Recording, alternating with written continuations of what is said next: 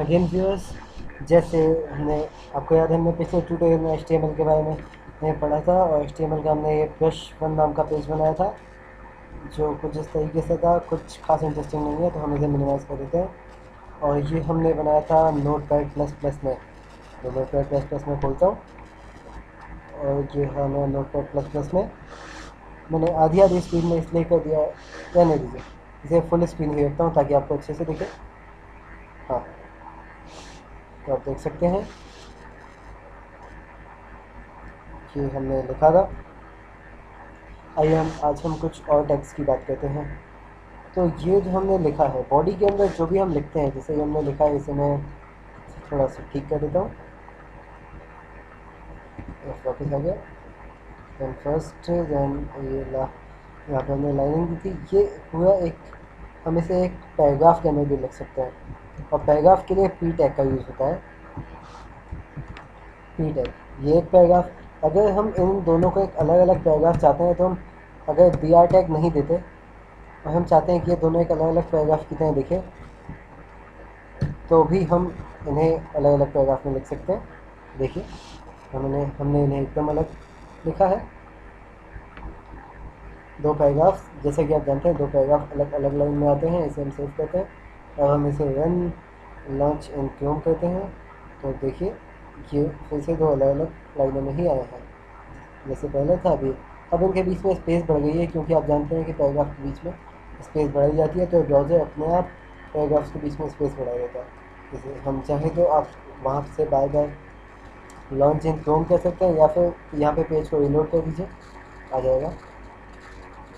चलिए अब हम नेक्स्ट टैग की तरफ देखते हैं। नेक्स्ट टैग है हमारा जी। अगर आपको HTML की थोड़ी सी भी जानकारी हो तो आप उसका यहाँ पे इस्तेमाल कर सकते हैं। देखिए पैराग्राफ टैग का आप और भी अलग तरीके से भी इस्तेमाल कर सकते हैं। अगर आप इसके बीच में चाहते हैं, जैसे मान लीजिए मैंने यहाँ पे न्यू के बाद मैंने यहाँ पे BR लिखा तो ये भी वैलिड है। यह इससे भी यहाँ पे न्यू लाइन आ जाएगी। मैं इसे सेव करता हूँ, then again launch in Chrome.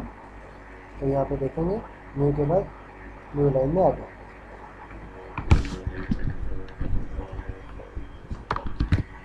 तो हमने अभी HTML टैग देखा, हमने बॉडी टैग देखा, हेड टैग देख चुके हैं, वेलकम टैग, पैराग्राफ टैग। अब हम आते हैं हेडिंग टैग पे। हर पैराग्राफ की एक हेडिंग होती है तो हम जैसे यहाँ पे एक हेडिंग डालते हैं पैराग्राफ की। हमारे पैराग्राफ को एक हेडिंग हम इस पैराग्राफ की हेडिंग डालते हैं।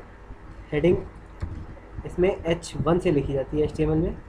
ये भी सेम ही टैग है, opening and closing tag, heading tag. इसके बीच में हम हेडिंग लिखते हैं, this is HEADING heading 1। HTML में एक से लेकर 1 से लेकर H1 से लेकर H6 तक हेडिंग होती है। मैं इसे यहाँ से कॉपी करता हूँ और नेक्स्ट में इसे न्यू लाइन में पेस्ट करता हूँ। एक बार, दो बार, 3 बार, 4 बार और 5 बार। यहाँ पे मैं इन H1 को H2 में चेंज करूँगा, इसे H3 में, इसे माफ़ कीजिएगा H4 में, इसे H5 में और इस नीचे वाले को H6 में। 5 की जगह पे कुछ और हो गया, यहाँ इसे 6 में, वही उल्टी गिनती चालू, 5 4 3 2। अब मैं इसे वापस सेव करूँगा और अब हम इसे फिर से क्रोम में चला के देखते हैं। तो ये थोड़ा लोड होने में टाइम लिया और ये आ गया। देखिए 6 अलग अलग तरह की हेडिंग, ये H1 की है, ये H2 की है, H3, H4 इससे थोड़ा छोटा, H5 देन H6 आप देख रहे हैं कि नॉर्मल पैराग्राफ से ही थोड़ा ज़्यादा छोटा हो गया, पर ये बोल्ड में है, ये सारे बोल्ड हैं। आप देख सकते हैं H4 तक नॉर्मल पैराग्राफ के बराबर है, बस बोल्ड है। तो ये तो हो गई हेडिंग टैग की बात। तो हेडिंग टैग आप इस तरीके से इस तरह आप 6 तरीक़ों से आप हेडिंग लिख सकते हैं। अब हेडिंग टैग के बाद अब हम आते हैं हमारे बी यानी कि बोल्ड टैग पे। हमें मान लीजिए इसमें कुछ पर्टिकुलर बोल्ड लिखना है, जैसे मैं नई लाइन लिखता हूँ, पैराग्राफ के अंदर मुझे पैराग्राफ के अंदर टैग लगा दिया। अब मुझे लिखना है माई नेम इज़ प्रशांत कपूर।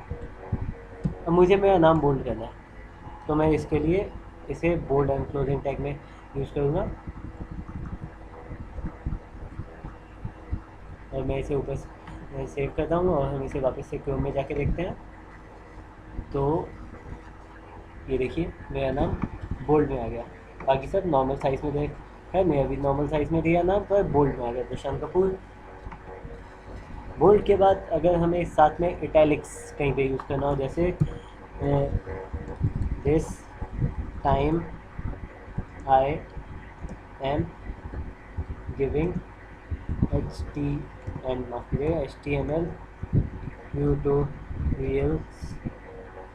अब मैं HTML ट्यूटोरियल्स को बोल्ड की जगह अगर मैं इसे थोड़ा स्टाइल से, मतलब थोड़ा टेढ़ा इटैलिक्स में लिखना चाहूँ, तो यानी थोड़ा टेढ़ा लिखना, थोड़ा स्टाइल से लिखना इटैलिक्स कहलाता है। हम इसे सेव करते हैं और अब हम वापस इसे क्रोम में चला के देखते हैं, तो आप देखेंगे कि ये देखिए this time I am giving HTML tutorials, एकदम फॉर्मेट थोड़ा टेढ़ा, यानी ये सब देखिए रेगुलर लिखा हुआ है, ये बोल्ड में है और ये इटैलिक्स में है, जैसा कि हमने नोटपैड के ट्यूटोरियल्स में देखा था। रेगुलर, बोल्ड एंड इटैलिक्स, हम चाहें तो बोल्ड एंड इटैलिक्स दोनों अप्लाई कर सकते हैं। मैं इसे मिनिमाइज करूँगा आपकी बार, और यहाँ पे हम बोल्ड के लिए बी टैग का यूज़ करेंगे आपकी जगह बी, और यहाँ पे डी हम बी टैग का यूज़ करेंगे और हम इसे फिर से सेव करते हैं और हम क्रोम में जाके देखते हैं। रीलोड किया तो ये देखिए HTML ट्यूटोरियल्स बोल्ड में आ चुका है और साथ ही इटैलिक्स भी है। मैं इसे फिर से मिनिमाइज करूँगा। आपको एक चीज़ बताना चाहता हूँ, HTML ट्यूटोरियल में स्टार्टिंग टैग जो बाहर है वही क्लोजिंग टैग बाहर होगा। अगर हम इस तरह से लिखते हैं तो देखिए क्या फ़र्क पड़ता है। अगर हम इस बोल्ड को यहाँ से मिटा के यहाँ पे अगर हम लगाते हैं तो क्या फ़र्क पड़ता है, आगे हम देखते हैं। हमने रीलोड किया, कुछ खास फर्क नहीं पड़ा क्योंकि इसके बाद कुछ नहीं लिखा था। तो हम जैसे इसके बाद हम लिखना चाह रहे हैं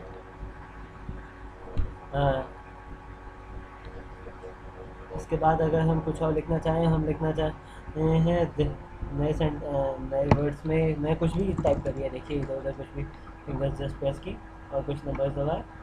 अब हम इसे कीजिएगा, इसे हम फिर से रन करते हैं तो देखिए वो हिस्सा बोल्ड आ गया पर इटैलिक्स नहीं है।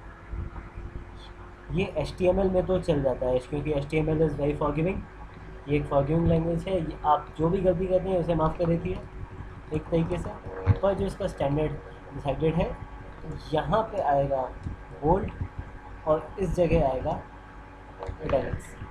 इसमें तो कोई मेन प्रॉब्लम नहीं आई। अगर आप कोई बड़ा डॉक्यूमेंट बनाते हैं, जैसे हम आगे बनाए जाएंगे, वेब पेजेस बनाएंगे बड़े बड़े, तो हो सकता है उनमें कोई गलती हो जाए। अब इटैलिक्स के बाद अब हम आते हैं इटैलिक्स और बोल्ड के बाद फॉर्मेटिंग के और चीज़ों पे। तो मैं इसे यहाँ से कॉपी कर लेता हूँ और इसे यहाँ पे पेस्ट करता हूँ। तो मैं इसे इटैलिक्स की जगह में एम लिखना चाहूँगा। एम का मतलब मैं आपको बता दूँ कि इटैलिक्स ही होता है, जस्ट एम्फेसाइज्ड होता है, सेम इटैलिक्स की तरह ही होता है। देखिए मैं इसे फिर से रीलोड करूँगा तो HTML ट्यूटोरियल्स ये और ये देखिए एकदम सेम लिखा हुआ है। तो इटैलिक्स और बोल्ड था, ये एम्बेडेड और बोल्ड था। बोल्ड के लिए भी एक रिप्लेसमेंट है, हम बोल्ड की जगह पे STRONG स्ट्रॉन्ग का भी यूज़ कर सकते हैं। स्ट्रॉन्ग भी सेम वही कहता है जो बोल्ड कहता है, STRONG स्ट्रॉन्ग। मैं यहाँ भी लिखूँगा, फिर हम सेव करेंगे। रन नहीं, बार बार मेरी पे क्लिक करने की आदत है, तो आप देखिए कोई फ़र्क नहीं पड़ा। ये स्ट्रॉन्ग और एम्फेसाइज्ड है और ये बोल्ड और इटैलिक्स है। आप दोनों का इंटरचेंजेबली यूज़ कर सकते हैं। देन अगर आप ये तो हो गई फॉर्मेटिंग की बात। एक टैग और है हमारे पास जो मैं यहाँ पे लगाना चाहूँगा। यहाँ पे मैं BR टैग का यूज़ करता हूँ। आप बी आर टैग का स्टैंडर्ड ये होता है, पर अगर आप चाहें तो आप इसे ऐसे भी यूज़ कर सकते हैं। मैं ऐसे यूज़ करना चाहूँगा क्योंकि ये स्टैंडर्ड ये है, गलत भी हो सकता है, शायद आगे कोई प्रॉब्लम आ जाए। तो हम देखते हैं कि ये न्यू लाइन में आ गया। अब मैं इसके बीच में एक टैग एक्स्ट्रा और आपको बताना चाहूँगा, जो है मिलेगा, नया टैग है H R tag. H R tag क्या कहता है, ये इसका रिजल्ट मैं बताता नहीं हूँ, हम देख ही लेते हैं। इन दोनों के बीच में देखिए सिर्फ एक स्पेस है, और अब देखिए ये एक हॉरिजॉन्टल लाइन बन गई। ये लाइन, ये है H R tag, it is an horizontal line. B R new line के लिए और चाहे हॉरिजॉन्टल लाइन के लिए यूज़ होता है। अगर हमें कोई वर्ड्स, अब मान लीजिए ये जैसे लिखा है, हमने इसे कॉपी किया था, हम इसे यहाँ पे पेस्ट करते हैं। ये मैंने पेस्ट किया। अब मैं इसे इटैलिक्स और बोल्ड ना करके मैं इसे छोटा लिखना चाहूँ HTML ट्यूटोरियल्स को, तो मैं यहाँ पे इसे छोटा भी लिख सकता हूँ स्मॉल टैग से। स्मॉल टैग दिया और सेव किया। हम यहाँ पे रीलोड करते हैं तो आप देखिए ये HTML ट्यूटोरियल्स यहाँ पे छोटा छोटा लिखा हुआ आ गया। तो आज हमने जिन जिन टैग्स के बारे में पढ़ा हुए थे, हेडिंग H1 से लेकर H2 H6 तक, पैराग्राफ के लिए P, न्यू लाइन के लिए BR, और बोल्ड के लिए B या फिर स्ट्रॉन्ग, इटैलिक्स के लिए I, एम्फेसिस के लिए EN, जो इटैलिक्स और एम्फेसिस सेम ही है, और स्मॉल के लिए SM, स्मॉल, यानी अगर आपको कुछ स्मॉल दिखाना हो तो स्मॉल। इनकी प्रैक्टिस कीजिएगा, और अगर आपको कोई भी सवाल है तो मुझसे पूछिएगा। Thank you guys for watching. अब आपसे नेक्स्ट ट्यूटोरियल में हम आगे और टैक्स की बात करेंगे। अगर आपको वीडियो अच्छा लगता है तो लाइक कीजिए, और मेरे कंटिन्यूस वीडियो ट्यूटोरियल्स को देखने के लिए आप मेरे चैनल को सब्सक्राइब कर सकते हैं। थैंक यू, धन्यवाद, गुड बाय।